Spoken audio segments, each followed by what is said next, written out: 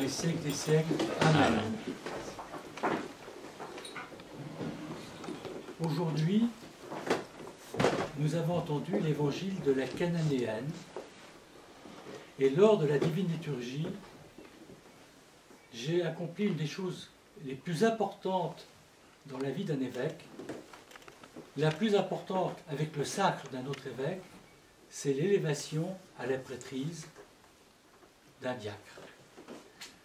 Je parlerai de ces deux choses, et je vais commencer d'abord par l'évangile de la Cananéenne. La Cananéenne, pour les Juifs, c'était comme les Samaritains, c'était des étrangers et des gens qui étaient considérés comme en dehors de la vérité. Donc en dehors de ce que l'ecclésia voulant dire assemblée, on peut employer le mot ecclésia, église, en dehors de l'église. Et ce que je trouve de remarquable dans le Christ, c'est de voir comment, à plusieurs reprises, il va réconforter, guérir, soulager, soigner, et même considérer plus grand des personnes qui sont en dehors de la vérité dogmatique de son époque. Nous en avons vu un exemple flagrant, sur lequel je reviendrai avec le centurion, qui n'était pas juif, qui était un romain, qui était donc un païen, mais qui croyait dans le Christ. Donc qui avait quelque part renoncé à la religion officielle romaine, et bien que non converti au judaïsme, il demande au Christ, avec une humilité totale, en lui disant « Je ne suis pas digne, tu rentres dans ma demeure pour sauver mon serviteur, mais si, dis une seule parole, et mon serviteur sera guéri. » Et là, le Christ, comme à la Cananéenne, dit « Grande est ta foi. »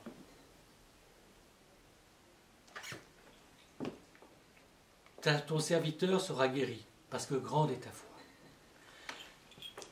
Et dans la Cananéenne, vous allez voir pourquoi je relis ces deux exemples, nous avons également quelqu'un de l'extérieur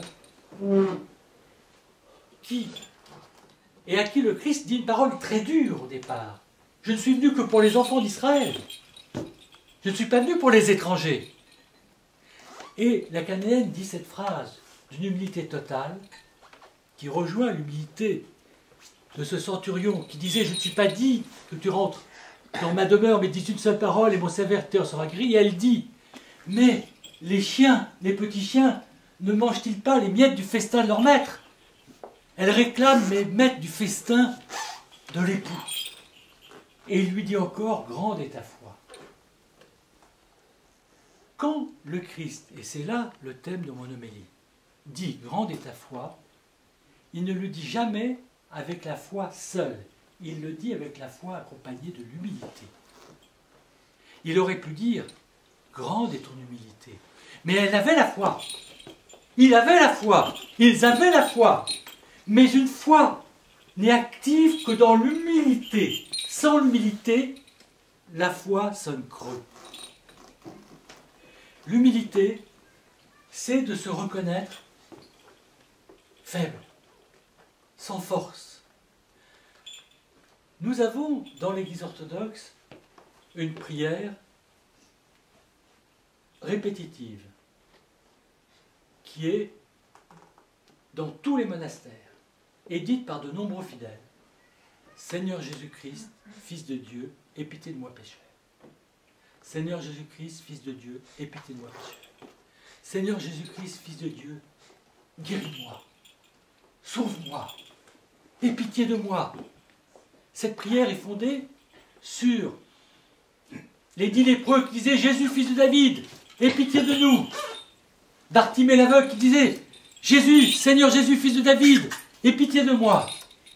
Qui les uns reçurent la guérison de la lèpre, de notre lèpre intérieure, de la lèpre de nos faiblesses, de la lèpre de nos passions, de la lèpre de nos non-pardons, de la lèpre de nos égoïsmes, de la lèpre de tout ce qui est désordre en nous. Et nous disons, comme ces aveugles, comme ces lépreux, Seigneur Jésus, aie pitié. Donc la prière de demande de guérison, elle est fondée sur l'humilité, sur la conscience que nous sommes sans force. Saint Nil de la Sora, qui a réimplanté la prière charismatique du nom de Jésus en Russie, dans un enseignement très simple, dit à ses disciples, la seule façon de dire cette prière sans se tromper, c'est de l'accompagner du sentiment suivant, Seigneur Jésus, je suis sans force. Il y a une théologie de l'effort dans le christianisme occidental, je vais faire un effort pour Dieu, je vais faire un effort pour m'améliorer, qui est complètement absente de la mystique orthodoxe. Dans la mystique orthodoxe, ce n'est pas la théologie de l'effort, c'est la théologie de reconnaître que sans Dieu, on ne peut rien faire. Le Christ dit lui-même, sans moi, vous ne pouvez rien faire. Sans lui, je suis sans force. Sans lui, je suis un aveugle. Sans lui, ma fille est possédée comme cette cananéenne qui priait pour qu'on délivre sa fille d'un démon. Sans lui, mon âme est possédée. Je vais vous raconter une histoire à propos de possession, parce que c'est très intéressant de voir où se situe, pour les pères du désert, pour les pères spirituels, la possession démoniaque. Au XIXe siècle, on interroge saint Ignace Morteminov, qui était un lettré, un homme d'une grande culture, bien un moine. Abbé de monastère, il termina sa vie comme évêque. Et cet homme avait une vie très profonde, mais il était obligé, parce qu'il avait il avait été remarqué par le tsar, et qu'il était le père abbé d'un monastère où se rendait toute la cour, d'assister à des cocktails. Bon, ça ne s'appelait pas comme ça, évidemment, mais... Et c'était pour lui un martyr. Il l'écrit dans ses mémoires. Et au cours d'une de ces soirées, un homme du monde, épris d'auteurs français, d'auteurs anglais du XIXe siècle, d'auteurs modernes, qui mettaient un doute un peu sur la spiritualité de sa propre église orthodoxe, lui dit, mon père, existe-t-il aujourd'hui, de nos jours, des possédés du démon? Et voilà ce que répond saint Ignace Morteminov. Vous en avez un devant vous. Mais non, vous voulez rire, mon père, vous n'êtes pas possédé. Et il lui dit, j'ai tant de passion en moi que je ne peux pas dire que je ne sois pas possédé du démon. Le démon agit à peu près comme il veut en moi.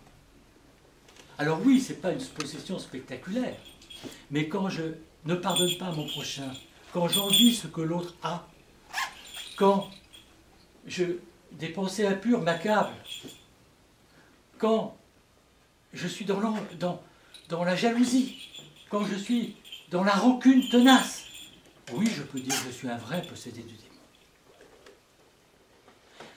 Et ça, c'est la pensée des pères du désert. C'est une pensée très réaliste. Ils ne voient pas le démon d'une manière fantasmagorique à l'extérieur d'eux, les tourmentant par des apparitions, bien que cela puisse arriver. Ils le voient d'abord en eux, et ils font cette prière, cet auto-exorcisme de la prière du nom de Jésus. Seigneur Jésus-Christ, Fils de Dieu, libère-moi de mes entraves. Alors, oui, cette cananéenne s'est placée pour demander la guérison au dernier rang. Et c'est pourquoi le Seigneur l'a exaucée. Elle s'est placée la plus petite. Elle s'est placée mais elle n'a non pas fait appel à un droit, mais à la miséricorde. Elle n'a pas dit j'ai le droit, elle a dit ta miséricorde peut aller au-delà des frontières que tu as fixées. Parce que le Christ lui donne une frontière. Je suis venu que pour les enfants d'Israël. Et elle comprend que l'amour de Dieu dépasse cette frontière canonique. L'amour de Dieu dépasse toutes les frontières que nous pouvons mettre. Une chose que j'ai comprise, et pardonnez-moi de faire cette parenthèse sur le pardon du Christ, parce que le pardon, c'est le commencement du tout. Dieu me pardonne, mais si je demande le pardon, ça veut dire que le pardon doit circuler en moi, et que ce pardon qu'il a écrit sur la croix, il demande, en venant me purifier, que j'aille moi aussi le faire circuler vers mon prochain. Parce que si nous gardons le pardon que pour nous, il n'agira même pas en nous, la source se tarira. Le pardon ne fonctionne que si à notre tour, nous pardonnons aux autres. si nous remettons, comme c'est écrit en grec dans l'Évangile, remets-nous de nos dettes comme nous remettons à nos débiteurs. C'est ce mouvement du pardon qui permet la guérison intérieure. Ne concevez pas la guérison que vous demandez sans l'exercice du pardon. Trois choses sont inséparables dans la guérison qui est demandée. La foi, l'humilité et le pardon. Si vous demandez quoi que ce soit au Seigneur avec ces trois choses, la foi, l'humilité et le pardon, vous serez exaucé. S'il manque